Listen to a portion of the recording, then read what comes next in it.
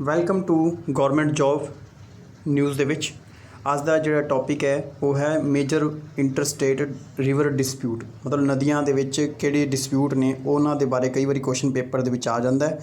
ਤਾਂ ਉਸ ਦੇ ਬਾਰੇ ਆਪਾਂ ਇੰਡੀਆ ਦੇ ਫੇਮਸ ਜਿਹੜੇ ਡਿਸਪਿਊਟ ਨੇ ਵਾਟਰ ਤੋਂ ਰਿਲੇਟਿਡ ਉਹ ਆਪਾਂ ਵੇਖਣ ਵਾਲੇ ਹਾਂ ਇਸ ਦੇ ਵਿੱਚ। ਤਾਂ ਪੂਰੇ ਧਿਆਨ ਨਾਲ ਤੁਸੀਂ ਸੁਣਨਾ ਹੈ। ਸਭ ਤੋਂ ਪਹਿਲਾਂ ਦੇਖੋ ਜੀ, ਸਭ ਤੋਂ ਪਹਿਲਾ ਡਿਸਪਿਊਟ ਹੈ ਰਾਵੀ ਰਿਵਰ ਅਤੇ ਸਤਲੁਜ ਦੇ ਉੱਪਰ ਜਿਹੜਾ ਹੈ ਇਹ ਹੈਗਾ। ਤੁਹਾਨੂੰ ਪਤਾ ਹੈ ਜੀ SYL ਗਾਣਾ ਵੀ ਆਇਆ ਸੀ ਇਸ ਦੇ ਉੱਪਰ।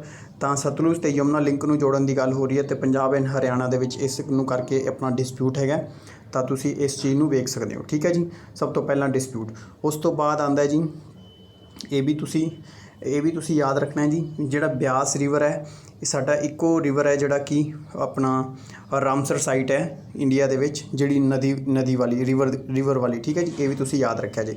ਉਸ ਤੋਂ ਬਾਅਦ ਸਭ ਤੋਂ ਵੱਡਾ ਡੈਮ ਸਤਲੁਜ ਇਹਦੇ ਉੱਪਰ ਹੈ। ਅਤੇ ਨਰਮਦਾ ਰਿਵਰ ਦਾ ਡਿਸਪਿਊਟ ਜਿਹੜਾ ਹੈ ਉਹ ਵੀ ਹੈਗਾ ਕਿੱਥੇ ਜੀ, ਮਹਾਰਾਸ਼ਟਰ, ਗੁਜਰਾਤ ਅਤੇ ਆਪਣੇ ਰਾਜਸਥਾਨ। ਇਹ ਚਾਰ ਸਟੇਟਸ ਨੇ। ਨਰਮਦਾ ਰਿਵਰ ਤੁਹਾਨੂੰ ਪਤਾ ਹੈ ਜੀ, ਆਹ ਨਰਮਦਾ ਰਿਵਰ ਹੈ, ਠੀਕ ਹੈ ਜੀ। ਅਮਰਕੰਟਕ ਪਹਾੜੀ ਤੋਂ ਨਿਕਲਦੀ ਹੈ ਅਤੇ ਇਹ ਤੁਹਾਨੂੰ ਪਤਾ ਸਾਊਥ ਇੰਡੀਆ ਦੇ ਵਿੱਚ ਦੋ ਪਾਰਟ ਨੇ, ਇੱਕ ਵੈਸਟਰਨ ਘਾਟ ਹੈ, ਪੱਛਮੀ ਘਾਟ ਅਤੇ ਪੂਰਬੀ ਘਾਟ। ਪੱਛਮੀ ਘਾਟ 'ਤੇ ਡਿੱਗਣ ਵਾਲੀ ਸਭ ਤੋਂ ਵੱਡੀ ਨਦੀ ਜਿਹੜੀ ਹੈਗੀ ਆ ਉਹ ਹੈਗੀ ਆ ਨਰਮਦਾ ਰਿਵਰ, ਠੀਕ ਹੈ ਜੀ। ਇਹ ਤੁਸੀਂ ਯਾਦ ਰੱਖਣਾ। ਇਸ ਦੇ ਉੱਪਰ ਇਹ ਗੁਜਰਾਤ ਦਾ ਇੰਡਸਟਰੀਅਲ ਹੱਬ ਜਿਹਨੂੰ ਆਪਾਂ ਕਹਿੰਦੇ ਹਾਂ ਬੜੌਚ ਸ਼ਹਿਰ ਹੈਗਾ, ਠੀਕ ਹੈ ਜੀ। ਇਹ ਵੀ ਤੁਸੀਂ ਯਾਦ ਰੱਖਣਾ। ਉਸ ਤੋਂ ਬਾਅਦ ਗੱਲ ਕਰਦੇ ਹਾਂ ਮੰਡੋਵੀ ਰਿਵਰ। ਮੰਡੋਵੀ ਨੂੰ ਮੰਡੋਵੀ ਮਹਾਦਾਈ ਵੀ ਕਹਿ ਦਿੰਦੇ ਹਾਂ, ਠੀਕ ਹੈ। ਅਤੇ ਇਹ ਹੈਗੀ ਇਹ ਜਿਹੜਾ ਡਿਸਪਿਊਟ ਮਹਾਰਾਸ਼ਟਰ ਅਤੇ ਗੋਆ ਦੇ ਵਿੱਚ ਹੈ। ਅਤੇ ਗੋਆ ਦੀ ਰਾਜਧਾਨੀ ਜਿਹੜੀ ਪਣਜੀ ਹੈ ਉਹ ਹੈਗੀ ਹੈ ਜੀ ਮੰਡਾਵੀ ਰਿਵਰ ਦੇ ਉੱਪਰ, ਠੀਕ ਹੈ ਜੀ। ਇਹ ਤੁਸੀਂ ਯਾਦ ਰੱਖਣਾ ਹੈ। ਮੰਡਾਵੀ ਦੀ ਤੁਸੀਂ ਇੱਥੇ ਵੇਖ ਸਕਦੇ ਹੋ ਡਾਇਗਰਾਮ ਵਿੱਚ। ਉਸ ਤੋਂ ਬਾਅਦ ਤੁਸੀਂ ਧਿਆਨ ਰੱਖਣਾ ਜੀ ਕ੍ਰਿਸ਼ਨਾ ਰਿਵਰ ਜਿਹੜੀ ਹੈ ਇਹ ਦੇਖੋ, ਇਸ ਤੋਂ ਮਹਾਬਲੇਸ਼ਵਰ ਜਿਹੜੀ ਚੋਟੀ ਹੈ ਮਹਾਰਾਸ਼ਟਰ ਦੇ ਵਿੱਚ, ਉੱਥੋਂ ਇਹ ਨਿਕਲਦੀ ਹੈ ਅਤੇ ਈਸਟ ਦੇ ਵਿੱਚ ਇਹ ਡਿੱਗਦੀ ਹੈ, ਠੀਕ ਹੈ ਜੀ। ਆਂਧਰਾ ਪ੍ਰਦੇਸ਼ ਦੇ ਨੇੜੇ ਜਾ ਕੇ ਡੈਲਟਾ ਬਣਾਉਂਦੀ ਹੈ। ਤਾਂ ਇਹ ਜਿਹੜਾ ਡਿਸਪਿਊਟ ਹੈ ਇਸ 'ਤੇ ਵਾਟਰ ਨੂੰ ਲੈ ਕੇ ਇਹ ਹੈ ਮਹਾਰਾਸ਼ਟਰ, ਆਂਧਰਾ ਪ੍ਰਦੇਸ਼ ਅਤੇ ਕਰਨਾਟਕਾ। ਇਹ ਤਿੰਨ ਸਟੇਟਾਂ ਤੋਂ ਪਾਸ ਹੁੰਦੀ ਹੈ। ਕਈ ਵਾਰੀ ਸਟੇਟ ਵਾਈਜ਼ ਕੁਐਸਚਨ ਵੀ ਆ ਜਾਂਦਾ ਪੇਪਰ ਦੇ ਵਿੱਚ, ਇਹ ਵੀ ਤੁਸੀਂ ਯਾਦ ਰੱਖਣਾ ਹੈ। ਫਿਰ ਆਉਂਦਾ ਜੀ ਪੇਪਰ ਦੇ ਵਿੱਚ ਕੁਐਸਚਨ ਪੇਰੀਆਰ ਨਦੀ ਜਿਹੜੀ ਹੈ ਇਹ ਕੇਰਲਾ ਦੀ ਸਭ ਤੋਂ ਵੱਡੀ ਨਦੀ ਹੈ, ਠੀਕ ਹੈ ਜੀ। ਤਾਂ ਪੇਰੀਆਰ ਦੇ ਉੱਪਰ ਇੱਕ ਡੈਮ ਹੈਗਾ ਜਿਹਦਾ ਨਾਮ ਤੁਸੀਂ ਯਾਦ ਰੱਖਣਾ ਇਦੁੱਕੀ ਡੈਮ ਦੇ ਵਿੱਚ ਕਈ ਵਾਰੀ ਬਾੜ ਆਉਂਦੀ ਰਹਿੰਦੀ ਹੈ। ਤਾਂ ਇਸ ਨੂੰ ਕਰਕੇ ਤੁਸੀਂ ਕੇਰਲਾ ਦੇ ਵਿੱਚ ਯਾਦ ਰੱਖੋ। ਅਤੇ ਕੇਰਲਾ ਅਤੇ ਤਮਿਲਨਾਡੂ ਦੇ ਵਿੱਚ ਇਸ ਨਦੀ ਨੂੰ ਲੈ ਕੇ ਡਿਸਪਿਊਟ ਹੈਗਾ, ਠੀਕ ਹੈ ਜੀ। ਉਸ ਤੋਂ ਬਾਅਦ ਆਪਾਂ ਗੱਲ ਕਰਦੇ ਹਾਂ ਕਾਵੇਰੀ ਨਦੀ ਤੁਹਾਨੂੰ ਪਤਾ ਹੈ ਜੀ ਇਹ ਜਿਹੜੀ ਨਦੀ ਹੈ ਇਹਦਾ ਜਿਹੜਾ ਡਿਸਪਿਊਟ ਹੈ ਉਹ ਤਿੰਨ ਸਟੇਟਾਂ ਦੇ ਵਿੱਚ ਹੈਗਾ। ਚਾਰ ਸਟੇਟ ਪੈ ਜਾਂਦਾ ਇਹਦੇ ਵਿੱਚ। ਤਾਂ ਸਭ ਤੋਂ ਕਰਨਾਟਕਾ ਹੈਗਾ ਜੀ, ਤੁਹਾਡਾ ਕੇਰਲਾ ਅਤੇ ਪੁਡੂਚੇਰੀ ਅਤੇ ਤਮਿਲਨਾਡੂ, ਚਾਰ ਸਟੇਟਾਂ ਦਾ ਡਿਸਪਿਊਟ ਹੈਗਾ।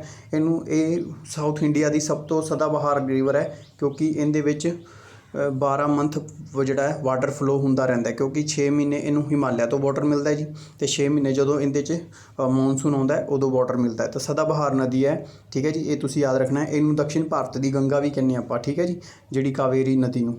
ਉਸ ਤੋਂ ਬਾਅਦ ਆਪਾਂ ਗੱਲ ਕਰਦੇ ਹਾਂ ਗੋਦਾਵਰੀ। ਉਸ ਤੋਂ ਬਾਅਦ ਆਪਾਂ ਕ੍ਰਿਸ਼ਨਾ ਰਿਵਰ ਦੇ ਬਾਰੇ ਆਪਾਂ ਗੱਲ ਕਰ ਚੁੱਕੇ ਹਾਂ। ਗੋਦਾਵਰੀ ਨਦੀ ਦੱਖਣ ਭਾਰਤ ਦੀ ਸਭ ਤੋਂ ਵੱਡੀ ਨਦੀ ਹੈ, ਠੀਕ ਹੈ ਜੀ। ਅਤੇ ਇਹ ਯਮੁਨਾ ਤੋਂ ਵੱਡੀ ਹੈ, ਠੀਕ ਹੈ ਜੀ। ਇਹ ਤੁਸੀਂ ਯਾਦ ਰੱਖਣਾ। ਇਹ ਵੀ ਕਈ ਵਾਰੀ ਇੱਕ ਵਾਰੀ ਕੁਐਸਚਨ ਆਇਆ ਹੋਇਆ। ਅਤੇ ਗੋਦਾਵਰੀ ਨਦੀ ਜਿਹੜੀ ਹੈ ਇਹ ਤ੍ਰਿੰਬਕ ਨਾਮਕ ਇੱਕ ਹੈਗਾ ਪਲੇਸ ਮਹਾਰਾਸ਼ਟਰ ਦੇ ਵਿੱਚ। ਤ੍ਰਿੰਬਕ ਪਿੰਡ ਦਾ ਨਾਮ ਹੈ। ਉੱਥੇ ਇੱਕ ਚੋਟੀ ਹੈ ਤ੍ਰਿੰਬਕੇਸ਼ਵਰ, ਉੱਥੇ ਮੰਦਿਰ ਵੀ ਬਣਿਆ ਹੋਇਆ ਅਤੇ ਉੱਥੋਂ ਨਿਕਲਦੀ ਹੈ ਜੀ। ਅਤੇ ਉਸ ਤੋਂ ਬਾਅਦ ਕਿੰਨੇ ਸਟੇਟ ਕਵਰ ਕਰਦੀ ਹੈ ਗੋਦਾਵਰੀ? ਮਹਾਰਾਸ਼ਟਰ, ਆਂਧਰਾ ਪ੍ਰਦੇਸ਼, ਕਰਨਾਟਕਾ, ਉੜੀਸਾ ਅਤੇ MP, ਇਹ ਸਾਰੇ ਸਟੇਟਾਂ ਤੋਂ ਪਾਸ ਹੋ ਕੇ ਆਉਂਦੀ ਹੈ। ਅਤੇ ਇਹ ਤੁਸੀਂ ਯਾਦ ਰੱਖਣਾ ਹੈ। ਇਹ ਡੈਲਟਾ ਬਣਾਉਂਦੀ ਹੈ ਕਿੱਥੇ ਜੀ? ਆਂਧਰਾ ਪ੍ਰਦੇਸ਼ ਦੇ ਵਿੱਚ। ਅਤੇ ਕ੍ਰਿਸ਼ਨਾ ਅਤੇ ਗੋਦਾਵਰੀ ਦਾ ਡੈਲਟਾ ਆਪਸ ਦੇ ਵਿੱਚ ਮਰਜ ਹੋ ਚੁੱਕਿਆ, ਠੀਕ ਹੈ ਜੀ। ਜਿਸ ਕਰਕੇ ਇੱਥੇ ਇੱਕ ਕੋਲੇਰੂ ਝੀਲ ਵੀ ਹੈਗੀ। ਕੋਲੇਰੂ ਝੀਲ ਹੈ ਆਂਧਰਾ ਪ੍ਰਦੇਸ਼ ਦੇ ਵਿੱਚ, ਦੋਨੇ ਨਦੀਆਂ ਦੇ ਵਿੱਚ, ਠੀਕ ਹੈ ਜੀ। ਇਹ ਤੁਸੀਂ ਯਾਦ ਰੱਖ ਸਕਦੇ ਹੋ। ਉਸ ਤੋਂ ਬਾਅਦ ਆਪਾਂ ਗੱਲ ਕਰਦੇ ਹਾਂ, ਉਸ ਤੋਂ ਬਾਅਦ ਇਹ ਵੀ ਆਪਾਂ ਯਾਦ ਰੱਖਣੀ ਵੰਸ਼ਧਾਰਾ ਆਂਧਰਾ ਪ੍ਰਦੇਸ਼ ਅਤੇ ਉੜੀਸਾ ਦੇ ਵਿੱਚ ਕੀ ਹੈ ਜੀ, ਇਹ ਨਦੀ ਜਿਹੜੀ ਹੈ ਫਲੋ ਹੁੰਦੀ ਹੈ, ਇਹਨੂੰ ਵੰਸ਼ਧਾਰਾ ਵੀ ਕਹਿ ਦਿੰਦੇ ਹਾਂ। ਤਾਂ ਇਹ ਨਦੀ ਦਾ ਡਿਸਪਿਊਟ ਹੈਗਾ ਉੜੀਸਾ ਅਤੇ ਆਂਧਰਾ ਪ੍ਰਦੇਸ਼ ਨੂੰ ਲੈ ਕੇ, ਠੀਕ ਹੈ ਜੀ।